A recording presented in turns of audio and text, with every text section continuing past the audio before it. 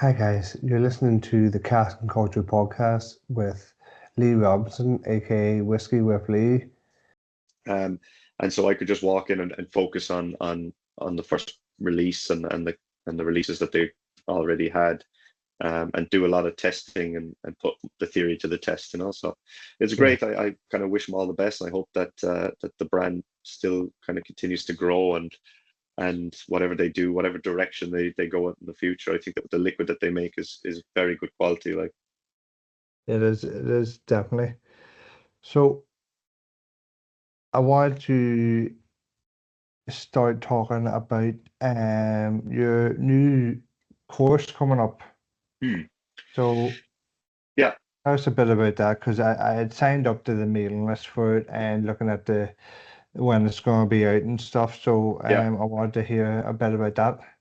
yeah, absolutely. So I kind of one of this. I've been kind of toying with this idea for a long time, and I think it kind of comes back to the learning curve that I had in my career. Is that like the blending? I suppose the longer I've kind of been in the industry, it's kind of moved away from distilling, shall we say, because distilling, as I said before, is kind of like if you're not in the still house, if you're not in the brew house, if you're not the one operating the equipment, um, and the more senior you get, that tends to be not the case.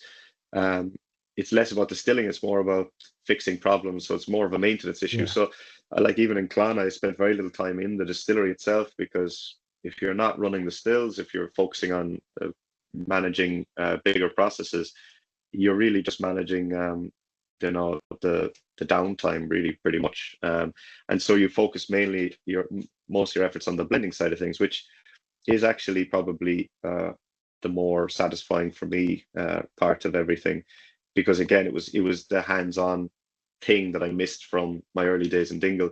Eventually, as you go up the career kind of ladder and within a distillery, um, it kind of I find it tends to you kind of start to move more in the into the blending side of things, and and when I first started, and when I wanted to when I realized that I kind of wanted to learn how to blend, uh, I obviously had access to individuals, blenders, like the early days, like Brian Watts, the late Brian Watts from G&D, um, and Noel Sweeney, and these different characters that I met along the way, that I was able to just pick their brains, like 10 minutes here, 10 minutes there. yeah, Um, but it's the one thing that they've always said to me is like, I can't, I the first question a lot of blenders or aspiring blenders would ask of a blender is like, how, can you teach me? And you always get the same answer. And I remember at the time was being very frustrated with the answer, but now that I know what I know, I totally understand that it's kind of a thing that you can't teach someone, you have to show them, you know. It's yeah, a kind of it's an apprenticeship in that way. And unfortunately for the smaller distilleries that don't have a master blender to teach people within the business itself and kind of and work up the ladder, um, a lot of it is kind of figuring it out for yourself. And and for me, that always kind of it once I realized that, okay, this was there is no guidebook, there's no set of instructions. It's literally, I remember kind of, I think it was Noel Sweeney said, first of all, it's just like there's things you can learn to assess uh, whiskey, and that's kind of the easy part. But once you kind of decide what works, you have to be confident. You've got to kind of go, yeah, I know what I'm talking about here. This is it. I'm going to try this and see if it works. Don't second guess yourself. Just kind of go with it. And so I kind of set out to learn whiskey through just experimenting, and obviously you figure out the what works and what doesn't. And one of the things actually in my early career in Killarney is I worked with a lot of food scientists, and they opened my eyes to things that we did a kind of like a cross exchange of knowledge, because food scientists, they were just like fresh out of college, and so had no distilling experience. Yeah. whereas I had no food science experience. So we did this, we swapped in like knowledge, and the food science was a massive like opening up of my. It just all made sense. You could apply the same principles of food science to whiskey. You know, flavor pairing, assessment of texture and taste and all those kind of characteristics. You know, they weren't quite a direct map from food into whiskey, but it's the same concept. You know, orthonasal and kind of retronasal kind of experiences and sensory Yeah. experiences and everything like that. So it all just made sense. So I brushed up on all of that, and I felt that that kind of gave me a framework that I could use to make the whiskey blending make more sense, grounded in science. Because the problem with whiskey blending up until then is, like, I'm someone who likes a process, a science behind things. I need to know why it does the thing it does. What's the purpose? Exactly. Whereas so much whiskey blending is a kind of it's kind of a marketing thing. You know, you kind of hear about the whiskey blender, and it's a kind of a very almost like a magical thing that has no kind of. It's always sold as that, but the reality is that it's a very kind of, it's a science. It's repeatable. I feel that as a blender, I very strongly believe um, that the skill of a blender is to be able to produce the same thing twice. Um, it's not just about kind of single casks or one-off releases. It's about like repeatability, and a lot of people find that boring, but I find that's where the skill lies. And in order Exactly. Hitting them marks of exactly, consistency. yeah. And in order to kind of do that, you need to understand like the process from a chemistry perspective. And I found food science very, very helpful in that regard. And so when I kind of when I left Clonakilty, like during my time there, like, and other places, I get asked quite a bit the same questions that I would have asked, you know, blenders that I had met in the past, which is like, how did you learn? And again, I always felt very unsatisfied with you know, that there was no way, that there was no course that someone could take, or at least a book that they could read that would give them some kind of an idea. Um, and I felt that for a long time it was very complicated, because if you don't have, like, how could you teach someone something without them having access to, say, maturing whiskey? Because that's your Exactly. ingredient. So like, how could you teach someone to cook without ingredients? You know, Exactly. um, and that's where the idea of the accord method came in, because at the time I was doing like, I do perfume on the side as well, and Oh, do it's you? again, it's all part of this kind of sensory thing. I'm always like fascinated by like applying the same principles, the sensory principles to, or the same skills. So within the perfumery kind of industry, there's been a long established like set of rules almost. I find it's a lot more science based, shall we say, than blending was traditionally. Um, and there's a kind of a structure, and it's built around music theory. Actually, it borrows a lot of things from music theory, um, and in the kind of 19th century, perfumers had developed this language like to describe how whiskey or how perfume should be formulated, and it's built around an accord. So an accord is a kind of like a mini perfume, and Yeah. it has structural elements, what they describe as a base and a heart and a top, and these were compounds that had certain volatility. So obviously, the heavier compounds made up the base, the kind of middle compounds made up the heart, and then the most volatile compounds. These are the ones that if you've ever sprayed a perfume, it doesn't last all day. It kind of slowly evaporates, and depending on those, the volatilities of those compounds, you can build a composition around that. And essentially, the way they interact is very important. How you can anchor volatile fragrances using heavier fragrances and things like that. And so, as I was learning that process, I thought that this is the perfect. It doesn't map perfectly, but I could develop a system that borrowed the same fundamental Yeah. characteristics and apply it to whiskey. So that's what the Accord method is. It's essentially, I came up with kind of a six core pillar framework, which allows me to and it's kind of one that I've established over the years of doing it, putting it into practice, is when I'm assessing a whiskey, there's a million things you could assess it by, all the compounds that are in whiskey, exactly. you can assess it by everything. But I found that there was six that were the most consequential for a blender, say for instance. Yeah, It kind of, it was everything from taste to texture to aroma, because whiskey is complex. It's not just about the nose, it's also about the taste, and then it's about the kind of experience afterwards. And so you have to figure that, you have to it's kind of a complicated way of grouping all those things together.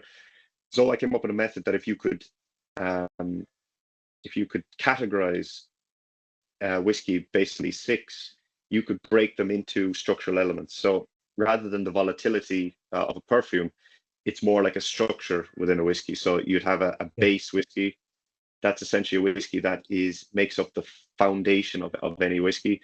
In my in my time, that's usually the whiskey with the least amount of dominant flavor, shall we say, that makes up your structural backbone. Then you have your whiskeys that make up your heart, your body whiskeys. These are the full-bodied kind of, Redbreast 12, kind of really fruity, kind of full-body whiskies. yes, And then you have your Lafroigs, your kind of character-driven whiskies, the ones that kind of dominate. yeah, And so if you can build a blend around those three components, and if I could teach people how to build blends around those three components, it's a lot more easy to understand than just throwing, because I think a lot of people may have experimented with, like, say, infinity bottles in the past, where they've kind of added bits of yeah. whiskey Because together. I Yeah, have a wee wooden cask now. It's only a wee yeah, cheap one that a friend of mine got me for Christmas a couple of years back, mm, and I started doing the whole infinity bottle thing, yeah, and then I one day I thought, you know what, that cask sitting there, so I just filled the cask. It's mm. still sitting there. It's still sitting on top of my cabinet. Yeah, I'm Well, yet this to is taste it, yet to see what it's like. well, But this I is the do have a perfect. wee note of the 10 or 12 whiskeys that's in it.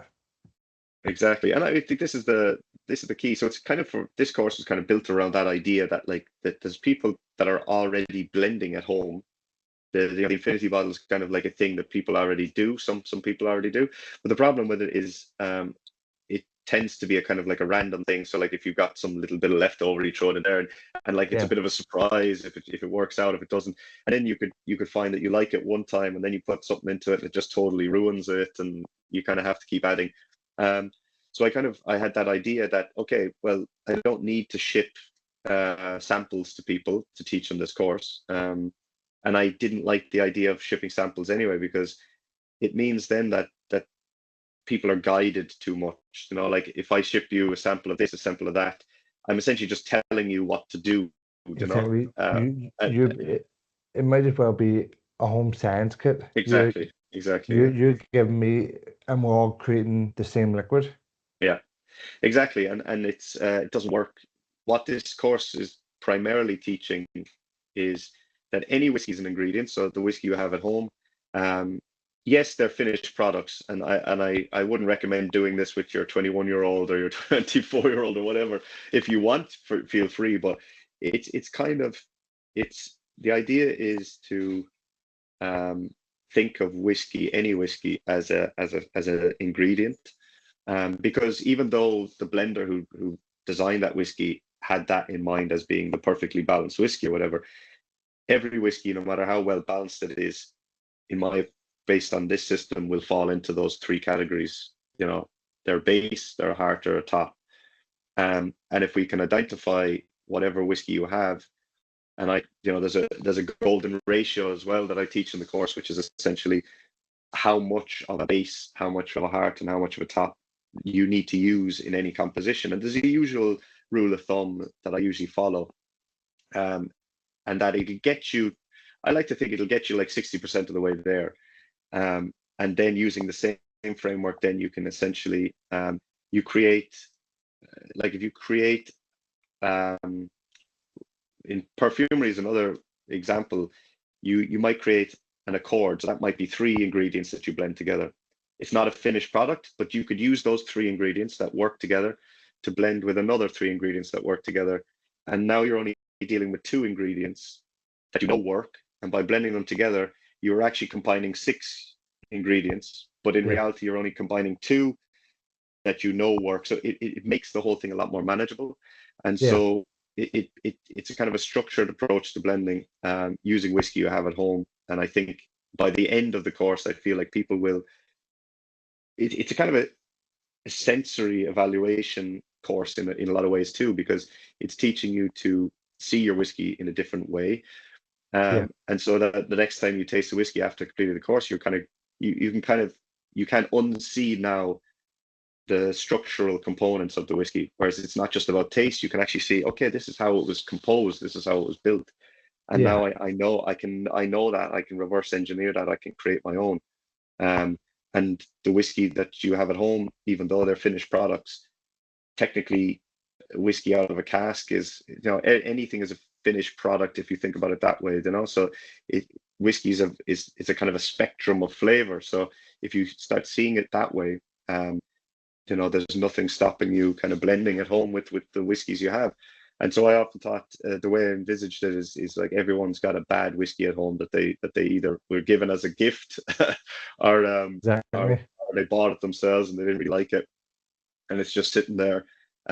These are the perfect whiskeys to try it with, because even though I don't think you can make a great tasting whiskey using bad whiskey, but you can definitely learn um, how to mask undesirable flavors. Like the course will teach you how to essentially build a blend, but also how those six characteristics map uh, together. So there's a matrix of flavor, and I've borrowed this directly from food science, where certain flavors will either enhance each other, or Yeah. contrast, or subdue each other, and understanding how those work. So once you identify the problem, and you know how the system works, you just look it up and you say, okay, I don't need to guess. I can just know, okay, it's too bitter, I need to add sweet, or Yeah. it's too harsh the alcohol, I need to add more sweetness.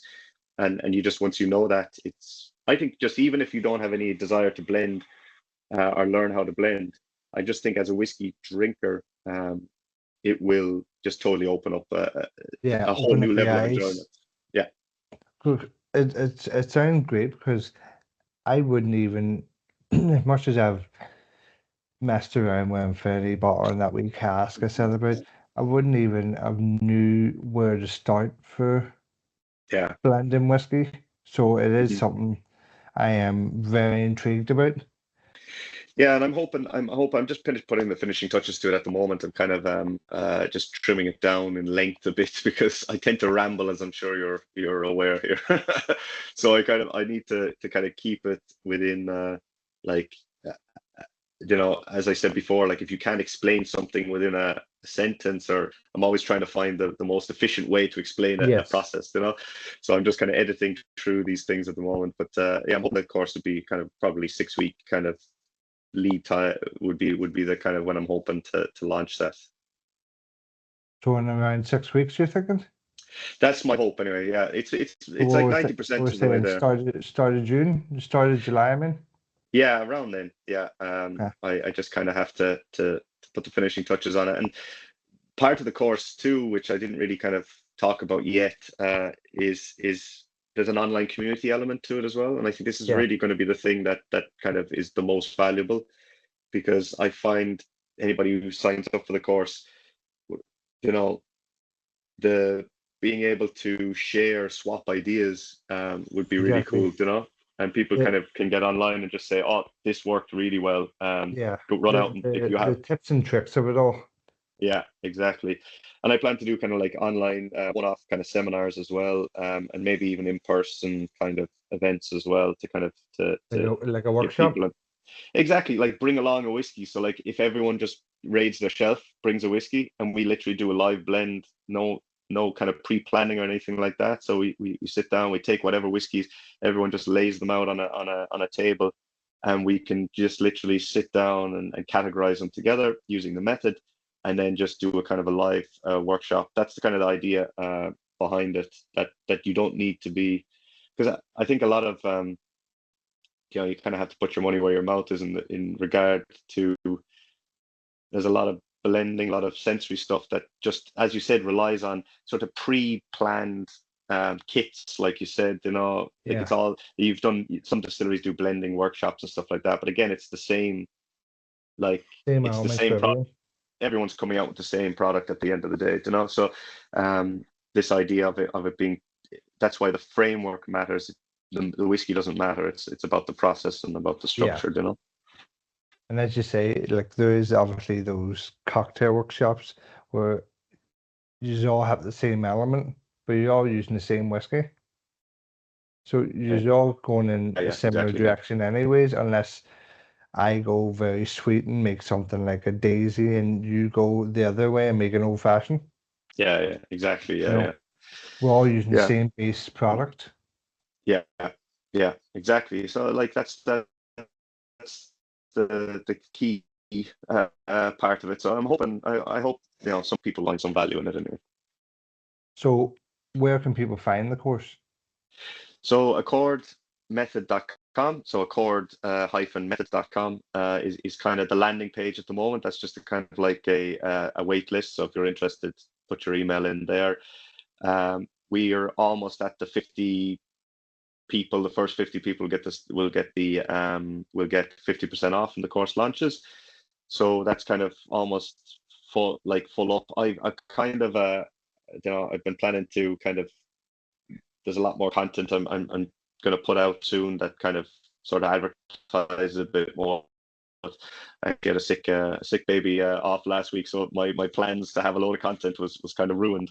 So I'm going to be a lot more up. So I've been very happy with the speed at which people have signed up. I thought I would have had to have done a lot more Yeah, legwork, to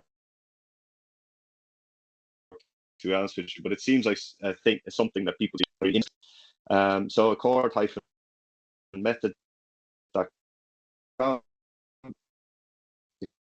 if you want to sign up at the point, it'll be launched and ready to go. And as I said, any sign up will get kind of like lifetime membership to the online community, and I feel that'll be a sort of like um, a self kind of uh, like self working sort of community, in the sense that people will just kind of run with it. Then I kind of wanted this make this a kind of a thing that people will just kind of go, um, come up with new things and new ways, or even improvements on the course. This is yeah, version one. This is just how it works for me. People might find that just there's elements to it that don't work, but they've discovered elements that have worked, and they're sharing that kind of sharing those kind of tips and tricks is going to be the real kind of success of the course as well. So I'm kind of looking forward to getting that kind of off the ground. great. And that's obviously one of the reasons I wanted you on. Mm-hmm. Obviously, you just here to promote it a bit too. Um, Mm-hmm. and do we have a price for it for the people? Not really. I kind of haven't You fully haven't my zoned in my on the issue. price yet? No, but I mean, it's like for me, this is going to be like, I want this to be as affordable as possible, in the sense that like for the price of a bottle of whiskey, you'd be able to kind of get this Yeah, course kind of a thing. It's not 200-300 euro kind of price point. So I yeah, just need to figure out what kind of makes sense based on the length of time, and like I said, the online communities aspect as well. And so like kind of figure out something. I want people to get as much value out of this as possible. For me, this isn't like, you know, this is it's a kind of a passion project for me. Um, exactly. it's definitely not something I see as being as I'm not going to retire off this. So for Aye. me, it's important It's to get not my name out. Yeah, it's it's not a million euro job. oh, no, exactly. I mean, like, I wanted something that I could share with the community. I wanted something that I could actually like help build my own kind of independent credentials now, because Yeah, obviously I'm not piggybacking off the name of a brand or anything else. So I wanted something that people could identify me with, that was my own, yeah. and kind of and kind of put my name out there a little bit more. So yeah, it'll probably be in the for the price of a bottle of whiskey. Okay, That's where I think the course is going to okay, sit at. no problem. And also wanted to see if you had any other projects coming up that you'd like to talk about. There's a few different things I have in the works, to be honest with you. Some I can't really talk about because of very early days, but I'm kind of offering consultancy at the moment. Kind of I again, it's a difficult time in the industry. I don't think a lot of brands are launching or are particularly looking for anything in particular. But I think one of the things that I suppose I feel like I can bring to the table for people is um is this kind of idea of sort of creating sort of to make, if you have an established brand, or if you're looking to launch a brand, Yeah, what makes like I've been around long enough now to know a very crucial time in the industry. I think I understand what is going to be needed in order to survive for the next 10 years. It's a yeah, totally new model, and I think that exactly. I It's evolved over the last 10 years.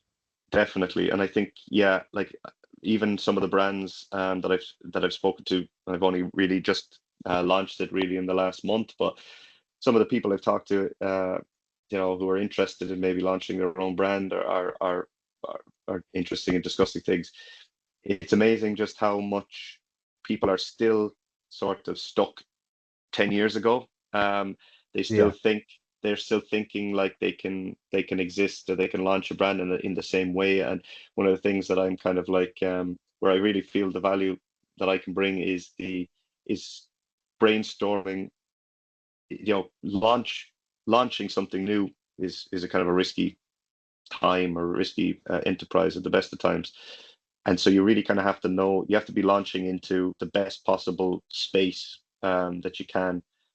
You're committing, a lot of money to a launch, and it's less about the idea, it's less about the liquid in many ways. It's more about the sort of positioning, and to get as much out of it as possible. So I'm kind of working with brands at the moment, just kind of offering brainstorming ideas before the liquid ideas, and then to kind of, I've always felt it's very important to kind of marry together the full spectrum. So you you have your end user in mind, your end consumer, and reverse engineering back from that to the liquid.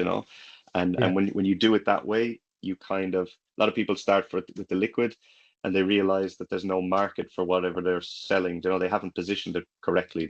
exactly, And so I find that in a market now that's getting more and more crowded, and it seems like in Ireland we've just, like, it's the amazing the amount of brands that are getting launched with the same story, the you know same character, it's the same exactly, playbook. I don't know who they're talking to, what brand agency they're talking to, or whether they're coming up with it themselves, but it seems like everyone is doing the same thing.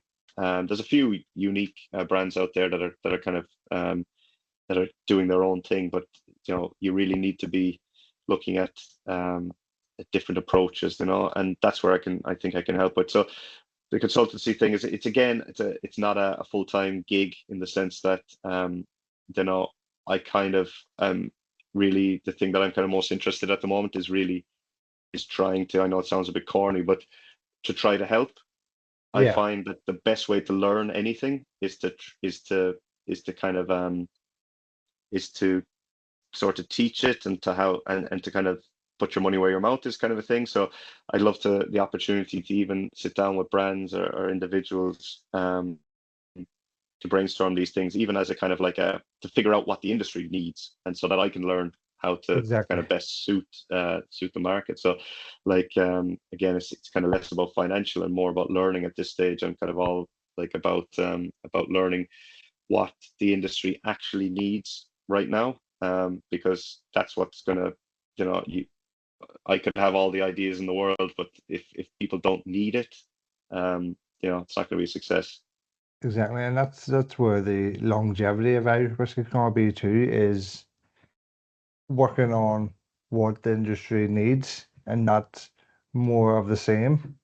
Yeah, absolutely, And absolutely. Yeah. that's one of the reasons I've started as this podcast is um it was obviously an idea rattling around, but it was more to have these conversations with different individuals all through Irish whiskey mm, and to learn more. hmm Because, you know, I am fully into Irish whiskey and like big time invested in it with, running a whiskey club and hmm different wee whiskey events and just being a general whiskey nerd myself. Yeah, yeah, But there's always room to learn more. So yeah, reaching out to yourself and others coming up just to learn more. yeah, yeah. No, it's a great strategy. I think you're kind of it's a I think it's one of the things that I kind of was most valuable to me in the early days as well is even just the people that we're doing that we're speaking to people, like it's a great way to learn. Podcasts are a great way to learn as well, and to share ideas because they're long form. I like that. So you can just talk. I hate I hate pre-scripted things, or when I have to say certain things or whatever. I could Exactly. just speak freely, and it's even better now because I don't have to worry about pissing bosses off by saying Aye. things that I that I shouldn't They be had a saying. PR, they had Yeah, a PI asking what you're gonna say. exactly. Now, in fairness, yeah, it's been more my own. I've never been told I can't say this or I can't say that, but you're always kind of conscious of it. So, like, it's great to be Yeah, able to just share my feelings in the industry. It's a kind of I think it's a kind of a depressing time, but yet there's a lot of potential. I think there's a lot of exactly. you got to be That focused on the opportunities, you know? exactly, and that's what that's what I say why this is coming around because just it doesn't have to be formal. It's a Hmm casual chat. Yes, talk about the industry, talk about this, that, and the other. But if someone wanted to come on and tell me a whiskey story from 2 years ago where they were coming out of whiskey live and this happened and that happened, I'm great. sure there's a few of them. There'll be a few of them, but it's just uh, casual, yeah, exactly. chat, talk about the industry, talk about highs and lows, the good Mhm. things and the bad things in the future. Absolutely, yeah. So why we're on the good things and the bad things. So what is one thing that you would like to see gone from Irish whiskey? The like itself or the industry, what would you think? I think it's It's had its yeah. time. It's done.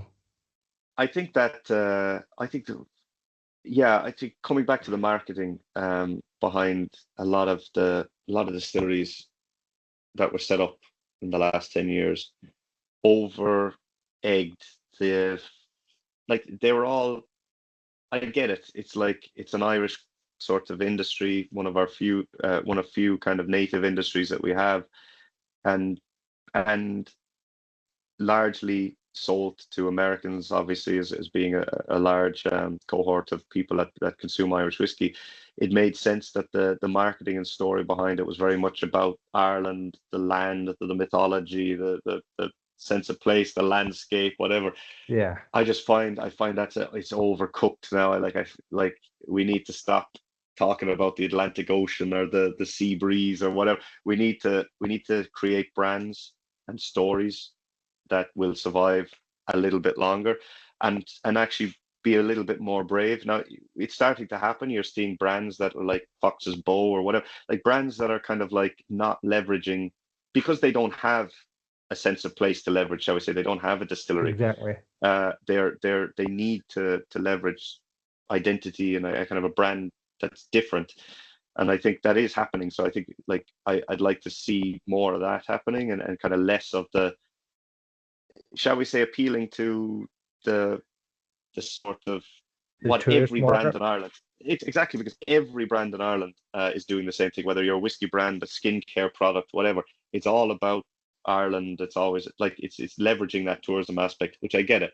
It probably is for a good reason, but I just think that the more people who are doing that, that's also kind of a liability in many ways. Like to go off and do Yeah, something totally different, like to it's like found use. Oh, these barrels were wrapped in native Irish a Atlantic seaweed, and it's like, yeah, what's that got to do yeah. with anything? I know. Yeah, it's just something I kind of. It's always been a. I'd love to be involved with brands that are just kind of thinking about something different, like a different, totally different way of thinking. You don't have to be a Scotch and talk about Scotland. You don't have to be an Irish and talk about Ireland. Yeah, You don't even have to talk about the grain or the cask. Like talk about something totally different. yeah, it, Like I would think like the most successful whiskies in the world, like Jameson or whatever. I mean, they don't. I can't think of if there's even on a bottle of Jameson, do they even mention the cask that it's in? I think there might be some mention of it. Or um, people, Jameson is a recognizable brand for lots of reasons, and none of those are really to do with, what you think it is. yeah. That's a bad They're not example because it's talking about obviously, they're not talking about the land or the history or yeah, the myth. yeah, and They're just it's probably talking. It's because, just about the yeah. whiskey. And it's just it's a kind of I suppose it's all about building just a recognizable brand around something else. And I think that's going to be a really important point, I think, heading into the future, as I think finding some positioning that's going to be slightly different. So I'd like to see, less of appealing to, let's face it, the tourism market, and more on trying to be kind of a little bit more unique. And I think the key for that is going to be obviously the independent bottlers and the private brands who are not that do not Yeah, have the distilleries, like, who aren't going to want to put G&D on the bottle or whatever. They're going to have to leverage something else. And so that's inevitable. It's going to happen, but and it's already started. But I'd like to see more of that. yeah. No, I agree because just as you mentioned, Fox's Bow, like as you say, more new age Yeah, Irish whiskey brands, and but I also think there is as you said about not putting GND in the bottle and all. I think there is also a very good place for transparency. yeah, absolutely. Is be transparent in where you get the stuff. We there's plenty of source whiskey out there. There's no Yeah, disagreeing with that, but yeah, just be honest. Don't yeah, try and say, oh, this is from such and such a distillery. We don't have a distillery. yeah, yeah. So you've had the sources. Just be honest with it. Exactly. Yeah, no, exactly. I think there's certain people that will provenance is very important to them. But like I said, I'd say 80% of anybody who picks up a bottle of whiskey, provenance isn't uh, an important factor. I think, Yeah. the brand story, the sort of the taste obviously is very important, and unfortunately price point. So all those things are kind of like there's a massive potential there, I think. And we were talking about the opportunities, like there's you know there's great opportunities there, I think, for kind of rewriting the script on how Irish whiskey should be sort of sold and consumed and Yeah. whatever. And I think that's kind of that's what I'd like to see change anyway. Fair enough. I agree. Hmm. So because as I say, I had three questions for you. Yeah, Actually, it's turned into four, but yeah. you're one down, so still three. Uh, So one whiskey you think everyone should try? um, God, that's a tough one. I think I'd probably, God, I mean, I think actually I'd probably go to Scotland for this. I actually think I'm a Ooh, big fan of. There's two whiskeys that kind of spring to mind that I'm always thinking, and again, I'm always like saying, we need to. There needs to be more cross border sort of cross cultural sort of sharing in this regard. I think that the yeah. Scots should be consuming more Irish, and we should be consuming more Scottish, because it's great liquid to be had, and very affordable, because that's the good thing about it. It tends to be more affordable than the Irish stuff. But I'd probably go Glenlivet 12 uh, or a Bunnahabhain 12. Actually, I think those are two fantastic whiskies. I would recommend anyone picking up.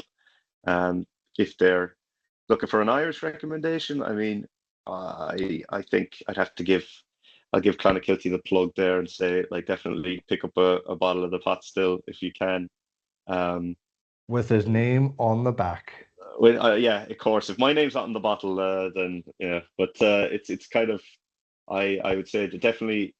and Boan obviously is another distillery I kind of respect a lot as well, in the I well, sense that that's when I yeah, said I had to order a couple bottles direct. It was this one, yeah, and then it was the Boan PX. yeah. No, it's a great Still whiskey. Great whiskey. two beautiful Yeah, whiskeys. yeah. And I think that what I like about Boan as well is, like, I know they did a lot obviously in the mash bill in the past and stuff like that, but I just think they're probably, you know, as far as, I really like what they're doing. Like, even from a sort of a, and I know it's only skin deep, but I love their branding. I love their kind of a lot of Yeah, they do a very good. Like, I really like the packaging and and I think yeah, the liquid matches that. yeah. The liquid's great. It really is. I'm a big fan of them. But see the bottle too. Bottles Yeah. outstanding. Yeah, no, it's lovely, and I think that's just so important. That, like, and I know it shouldn't be, especially from a blender's perspective. I know it's all about the whiskey, but like, how do you get someone to pick that up off the shelf, like, in the future? Exactly. How You do you have to get someone draw to someone's want it? eye to it. Yeah, you Yeah, can't disappoint them. Like, the liquid has to be good, but like, if something, we drink with our eyes. There's a multi-sensory aspect to whiskey. Like, pouring a whiskey out of a really nice bottle does affect how you perceive it. exactly. Um, and so, like, I think that that's a really important point which I think they well understand. So, like, definitely there's probably, yeah, sorry, not one whiskey. If I had to narrow it down, I'd actually probably go Bunnahabhain 12, but those other whiskies I mentioned as well are definitely worth picking up. Okay, well, I have wrote those two Scotch down, Yeah, yeah, so I will get trying them. And then, oh, there's a, okay, there is a couple more questions actually. yeah. If you had one in mind, what would be a whiskey on your bucket list to try? Your dream dram list, I would love to try that someday.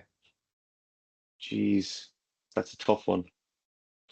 Um, I'm usually pretty kind of, like, obviously in my career I've been lucky enough, like, we've, even though Clonakilty was and other places, that they had younger whiskey, but we obviously had sourced some very old stuff as well. So I've been lucky enough to try practically some age whiskies that most people couldn't afford to buy, shall we say. So Yeah, it's one of those things that I'm probably a little bit more because I've tried the 35-year-old whiskeys. I'm kind of like, I'm not itching to take to buy a bottle of it. yeah. Um, No, I definitely agree. uh, At certain levels, you do get a bit more spoiled because yeah, I'm very fortunate myself to try some incredible liquids, yeah, but then you start to shoot for the stars a wee bit more. yeah. I think I'd be more inclined now to kind of see it as, geez, there's nothing that kind of springs to mind as far as, like, what I kind of actually have in mind to try. I think what I kind of want to see more of, or what I want to see, what kind of flavors I'm looking to explore more, is not actually the ultra age statements, or those kind of, like, things like that. They never really kind of did it for me, to be honest with you, other than the fact that they taste nice or whatever. Obviously, some of them, um, but I would like to see, like I said before, and I know this is kind of a little bit not skirting around the issue, but I really don't have anything, because, like, I've tried them all, in some regard or other. There's not a Yeah, release, and I'm not really a whiskey collector, believe it or not. Like, I don't, because of, it's part of my job, I suppose. It's kind of it's a thing that I always had endless access to whiskey, that I never felt the need to explore anything. I could usually, like, I always picked up sample bottles of everything, because I, I wouldn't justify a full bottle almost. yeah, Um, so it's kind of nothing I'm kind of particularly waiting on, but what I'd love to see more of, and things that I would really genuinely love to taste, is things like that I was talking about, regarding, like, distillery character and identity, is yeah, someone who talks about the whiskey that isn't about necessarily the age statement or the cask in particular. So I'd like to see more, um, kind of, yeah, unusual kind of flavors explored, that are kind of, um, a little bit more unique as far as, that are just like one dimensional. Like I think everyone's talking about, like, usually dream cask or something like that. But I kind of already know what that's going to taste like. I know it's going to taste fantastic, but I kind of already have the idea in my head. I want to taste flavors that are really going to kind of challenge my palate a little bit, and kind of that's what I kind of like about Scotch too, and is there's more diversity of within this category. Yeah, Um, and I think in Ireland we should explore those diversities a little bit more. We have the luxury of different types of wood, different types of whereas and that I think that has given us it's double-edged sword, because we can use any kind of wood essentially. Is we've That used to be a thing there, 5-6 years ago, where it was like, the stranger the cask, the better kind of a thing.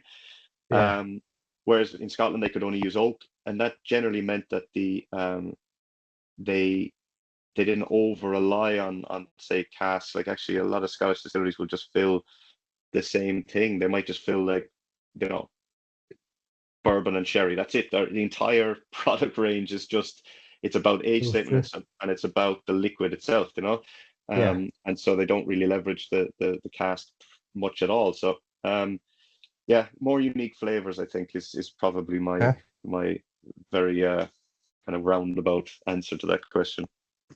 not a problem.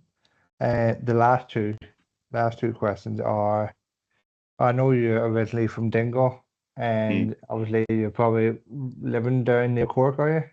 I'm living in Cork City at the moment. Yeah. Okay, so what would be your favorite bar? Now, I've never been to Cork. No, Mm. I've never been to Dingle either. Yeah. But if you had to Well, pick out, in Dingle, Dick Max, without a shadow of a doubt. I thought that, It's Yeah, it's a great pub, great whiskey bar. Uh, Finn McDonald, who owns the place, is a great so I always say champion of Irish whiskey scene, and not just Irish whiskey scene. To be honest with you, world whiskies. You go into Dick Max, you can try anything.